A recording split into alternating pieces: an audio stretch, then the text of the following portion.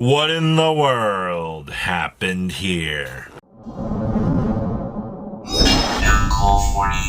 So make sure you guys smash the crap out of that subscribe button so you guys don't miss out on more Oscons. We're going to start off over here with super polymerization. This is in celebration of the actual new Wing Karibo that we got today, because evidently I missed the entire act that you can just reveal the thing, pay half of your life points, and go search for super polymerization from the deck. Things that I hadn't considered, because I was just like, oh, this can search for, instant fusion. Maybe this signals that, we're going to see some other little stuff along the way. No, honestly, it was just a searcher in and in itself. So I guess there is something to this card. I mean, searching for super poly. My only interest that I have in this is how viable is it going to be to pay half of your life points, and how consistently do I want to be paying those life points to turn over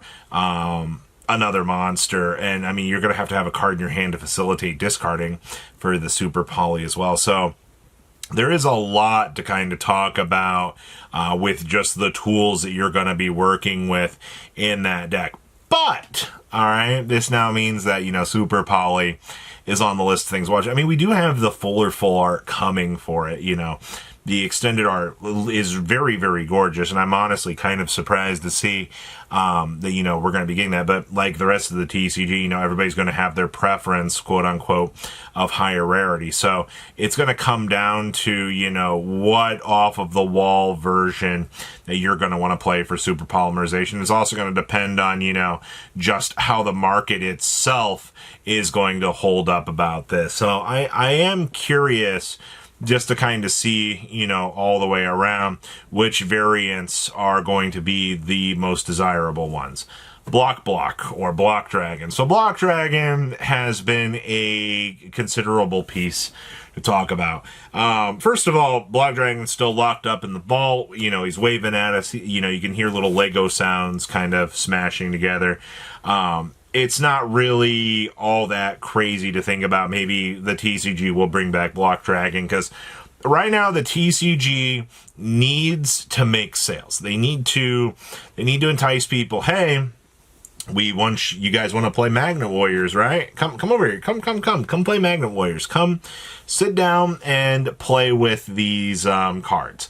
That is basically the highlight of what needs to happen right now, because they need to promote that very, very badly. And in order to do that, you're going to have to move Block Dragon on the list to an actual number from 0 to 1. I'm sorry, I understand that there are a few people that look at Block Dragon and they go, that's the boogeyman. He is not something. Robbie, don't do it. We don't want, we don't want this card back in the game. Well, first of all, I think to promote the further development of the game, I don't think we have a choice. I think we have to push Block Dragon. I think we need this card to actually come back into the game, and I think that's just what we're going to have to deal with, people. I think we're going to be left in that's just the situation. We got to sell product at this point. You can make the same argument for Borreload Savage Dragon, saying that, Konami needs to bring that piece back.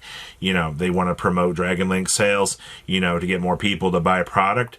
This is what the ban list is meant to do, and if the TCG is not really using the ban list to that scope to try to entice people to buy product, then oops, why does our product sit on shelves and fail?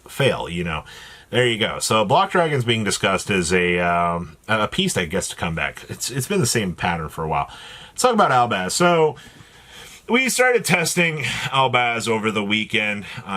In correlation to this, I just saw somebody post a 40-hour guide on how to get better at playing Albaz. I don't think a 40-hour guide's not a terrible idea, because I will tell you, some of those Albaz lines do get very complicated. It just kind of comes down to, if you know most of the interactions within the deck, you shouldn't have much of a problem kind of sequencing down those opposite paths to be able to get the thing. So from what we saw with Albaz testing, yeah, Albaz feels like a completely and utterly crazy deck. just the way that it is able to go down the combo lines, the Fallen of White, you know, giving you access into a synchro monster that can toggle on all these other different pieces. But the problem is it's like, well, you don't get the ability to turn off your brain and slam down Branded Fusion. You know, the deck gives you some other things, and this is kind of where the advantage comes in. If your opponent actually ashes the Fallen of White because they're going to be scared of what's coming off of that, and you still have the Branded Fusion to, you know, slam on the table, congratulations. You didn't make a synchro play. You attempted to summon Incredible Ecclesia from the deck. You got to be very careful with your choke points going forward with this deck, because if not, you're just going to be left behind. Like, you're going to have a terrible, terrible time, and you're going to be truly sitting there looking at your opponent going, oh yeah, this was very problematic, you know. So it's going to be a lot of combo line innovations, but the deck is very, very good. I do think Branded is going to be one of the scarier decks that we're going to see kind of evolving with us as the next meta is coming out here. So I am looking forward to seeing that. And then Kewl Tune, just over the last 24 hours, has left the room. Everything high rarity in Kewl Tune is just gone. You know what's happening right now with this? People are believing in this, because right now the way that the set's looking like, I think we're missing a couple of, we're missing like 2 synchro slots. I think we're missing a main deck slot that they could go in. I think we're missing 2 traps. I think that's it.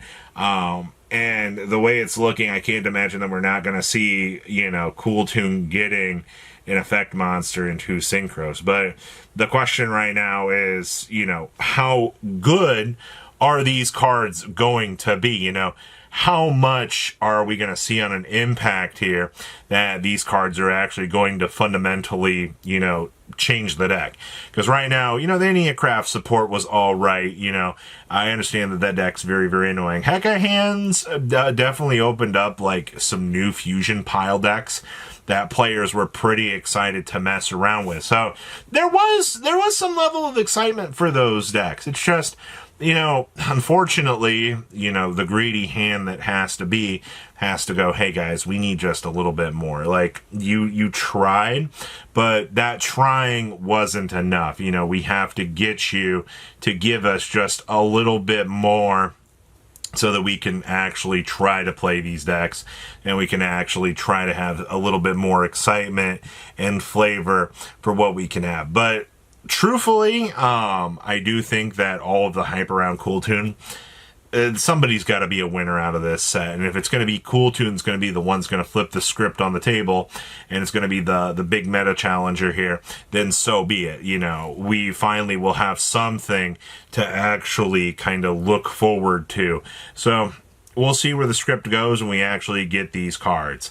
And then Palworld TCG. Yes, we are actually talking about another card game. So Bushiroad today announced we are getting a Palworld TCG, and I am interested in this, says the blind man. And honestly, I'm curious to like see the mechanics, see the way that this game is supposed to play. How are you going to incorporate the craziness that is Palworld into an actual TCG? And then this truly embodies the thought and concept of what in the world happened here. Like, how are you taking the Palworld IP and developing this into a TCG? Like, what kind of insanity is that for that to boil down? Because I am a little bit curious about that, because that's going to be something a little bit interesting to think about. But you will see a Palworld TCG coming out here eventually.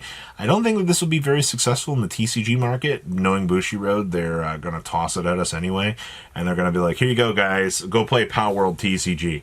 I just don't think it truly is a what in the world happened here. I cannot believe that you were doing this. This is crazy, and we will see the success rate of this probably go down to 0 long term. My brutal honest opinion is it looks cool, it's funny, it'll be entertaining to actually see, you know, how this is going to play out. But please, guys, leave a comment down below. Tell me what you guys think. Are you guys super excited for what's to come here? And of course, you guys have a good rest of your day, all right? Peace. Patrons, thank you.